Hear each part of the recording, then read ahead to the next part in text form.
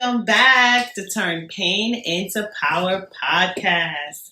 Today's episode, y'all, is going to teach y'all if y'all are struggling with childhood trauma, if y'all were raised by narcissistic parents, this is going to teach y'all.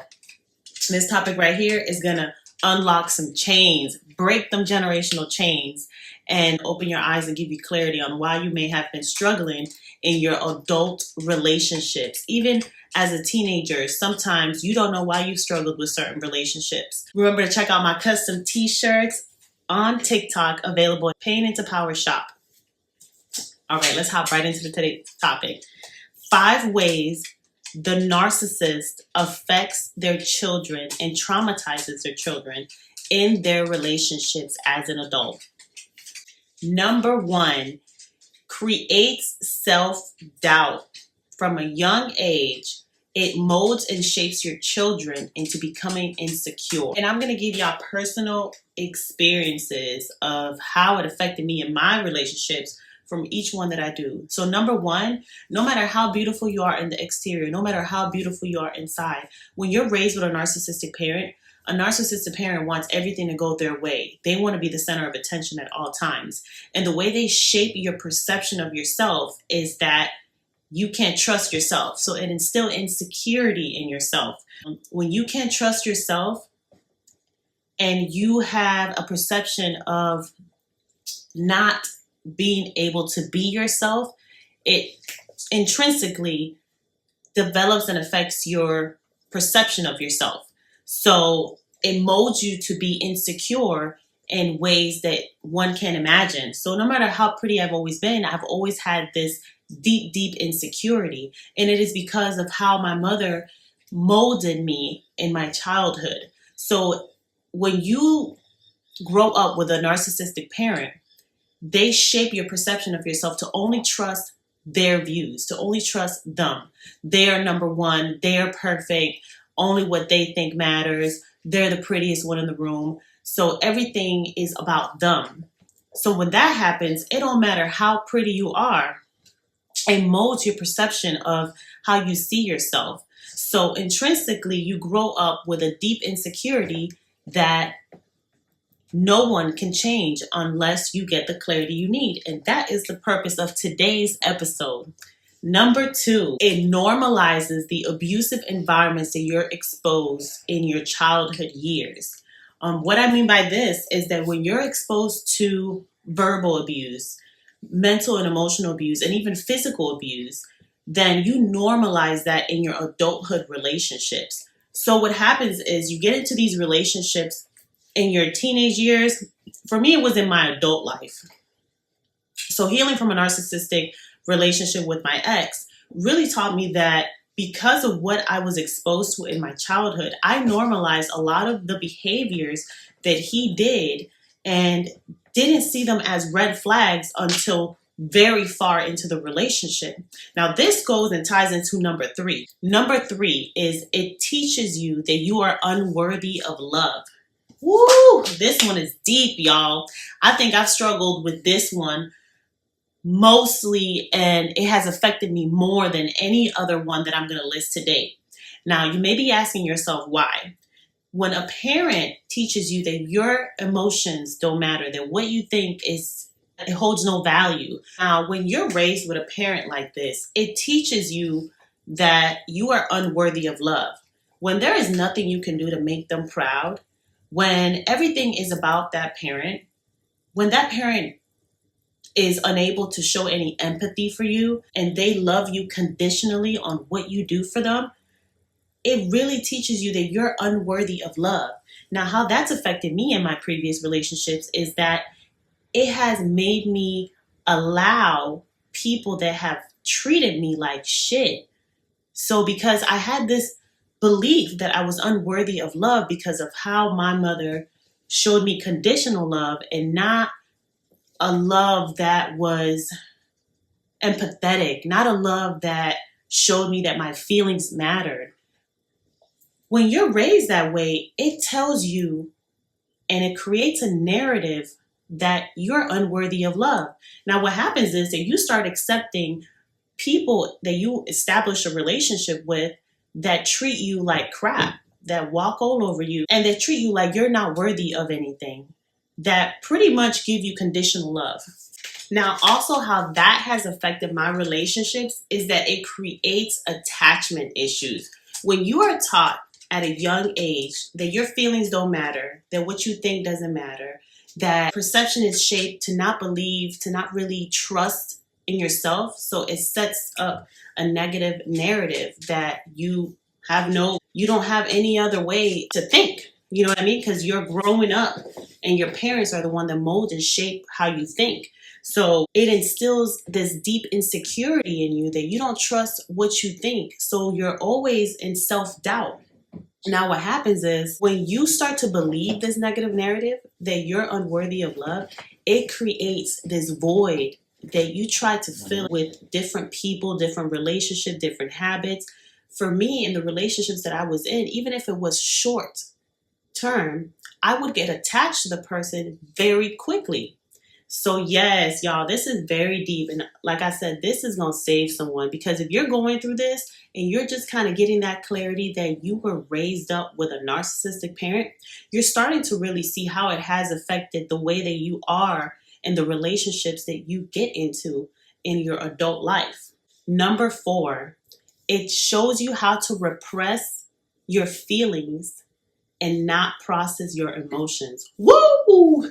This is a big one, y'all. This is a big one.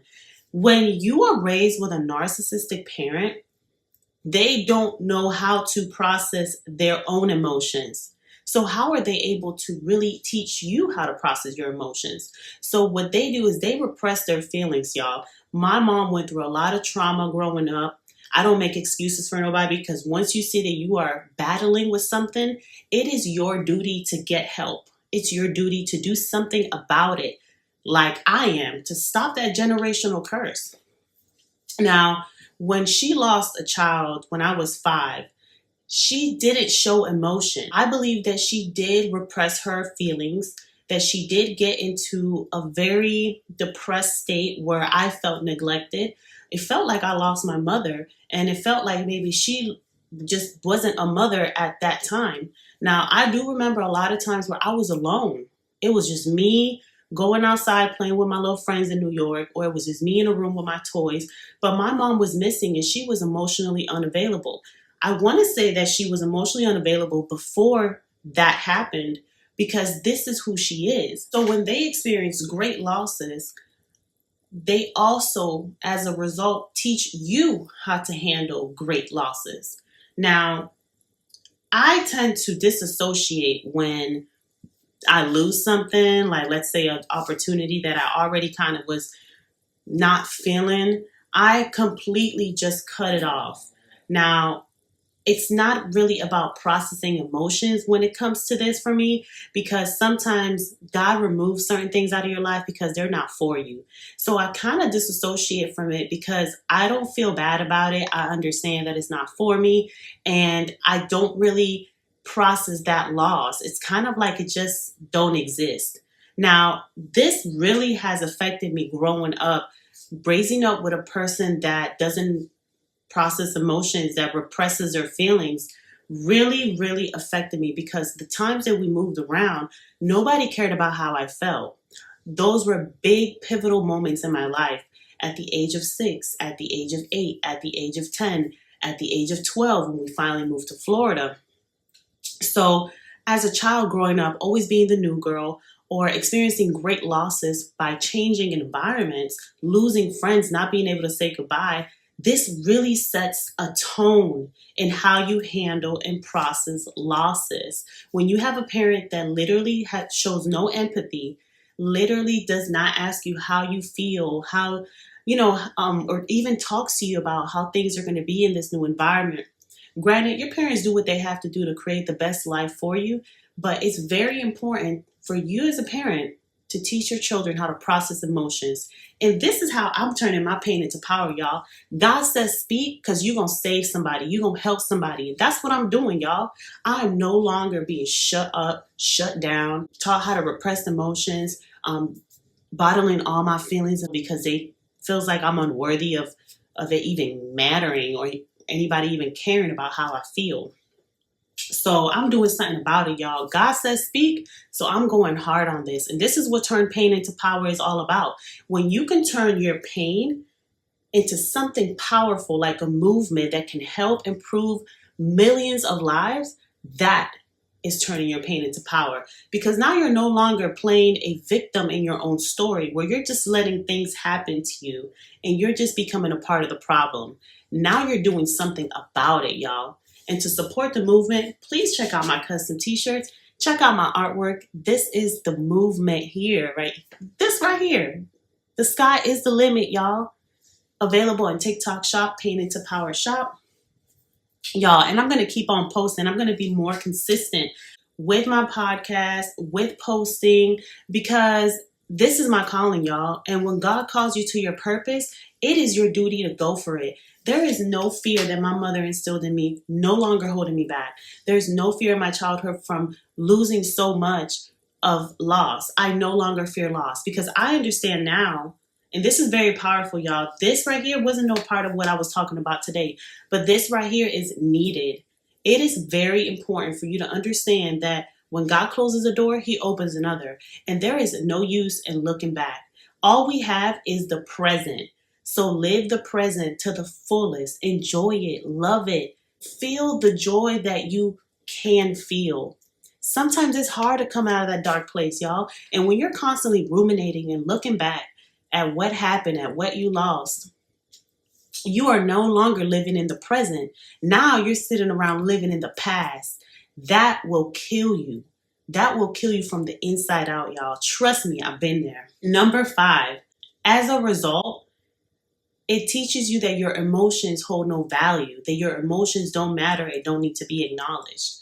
When this happens, this is when you start to just not caring. You start to really self-sabotage. And this really affected a lot of my relationships, even friendships, because the fear of losing and not processing emotions, repressing your feelings, at the end of the day will cause you a big fear of loss. Now, when this happens, you self-sabotage because you check out before the person can check out, before the person can get out of your life or do something to push you away.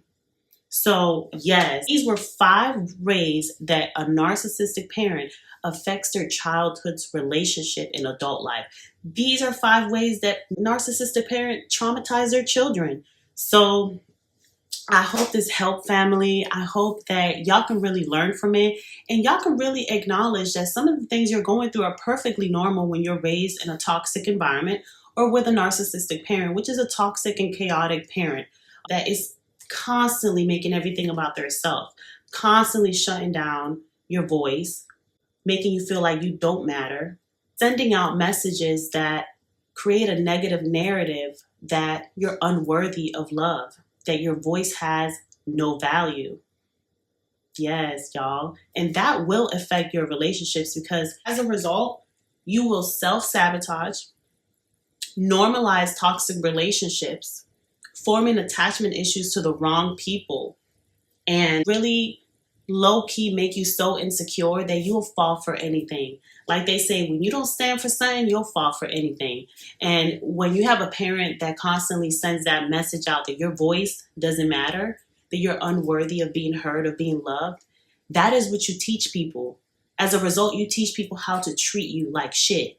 So I hope this helps. Y'all keep thriving. Y'all keep loving on yourself. Keep growing, y'all. It is a process. Turning pain into power. It is extremely hard to heal from having narcissistic parents that create a toxic environment. And as a result, makes you become a person that creates that for yourself. To change that around, to break that generational curse, that generational trauma is literally like moving mountains. And if it wasn't for that man above, if it wasn't for God, I wouldn't be here today, y'all. I wouldn't be here even pushing this movement out, making my voice be heard, helping those people that are actually trying to find a way out of this, y'all. Thank you so much for tuning in, y'all. I hope y'all have a blessed day. Remember to check out my custom t-shirts and my art pieces available on TikTok, Pain Into Power Shop. And thank you for tuning in to Turn Pain Into Power podcast. Y'all have a blessed day, and I'll see you on the next one.